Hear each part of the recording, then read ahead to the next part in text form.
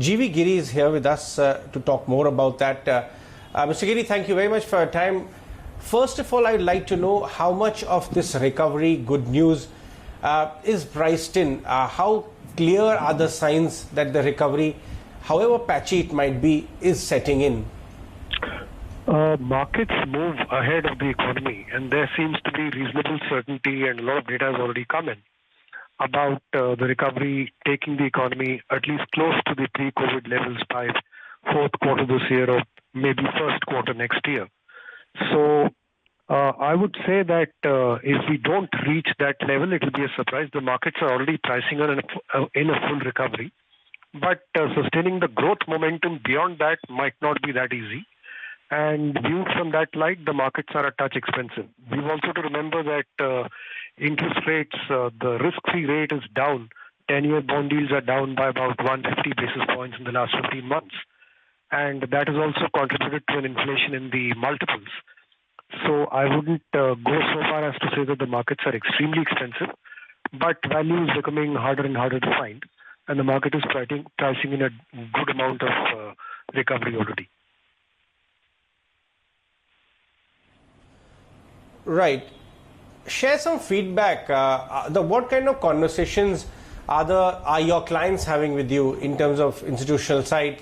What exactly are their queries? What are their fears?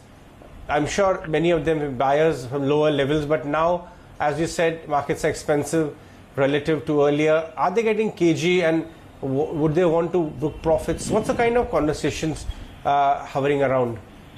Yeah, we saw a lot of interest in some of the sectors that we recommended as overweights 2 months back, which included IT and chemicals and pharma and auto. Those sectors have done very well. And incrementally, one might say that in IT, there is a bit of a cooling off happening. And I think IT has more legs to it because we probably are in the middle of a cycle, which is a strong cycle in IT. And therefore, while for some time it might seem as if valuations are expensive, and while clients are trimming a little bit, we may have a round of earnings upgrades that takes us into better valuation zones, and interest in IT could return. But as of now, there is a bit of a cooling off of sentiment on IT. On financials, there is a renewed interest because of all the sectors. That is the one which has done the worst, and with its kind of weightage in the index, naturally interest is focused on whether there is value in financials. And the answer is very tricky, and everyone is cautious about making sure that we don't have any nasty surprises on the NPA front with banks, and similarly with NBFCs also. And it's a bit unclear at this point whether the growth momentum will continue. If we continue growing, then at an economy level and within the banking system, the NPA problem will take care of itself. But if we don't grow, then NPA numbers could inflate. There will be weakness in income in different customer segments, and the default percentages will be higher. And since we don't have enough data at this point, that is why people are a little hesitant to go full tilt in. But they are looking at banks very carefully. And auto is another sector where the stock prices are probably close to their pre-COVID levels.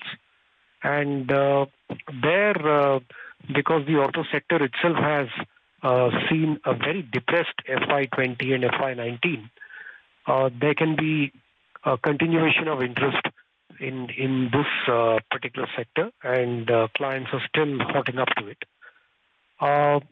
Cement is another one where client queries are more positive.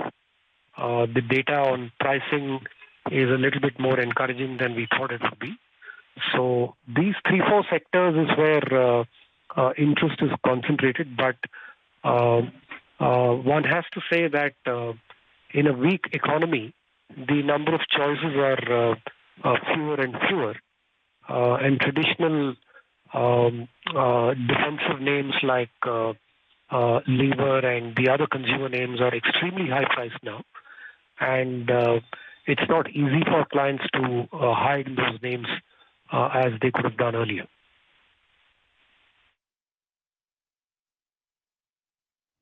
Right. All right, Mr. Giri, we'll let you go on that one. Thanks so much for joining us today.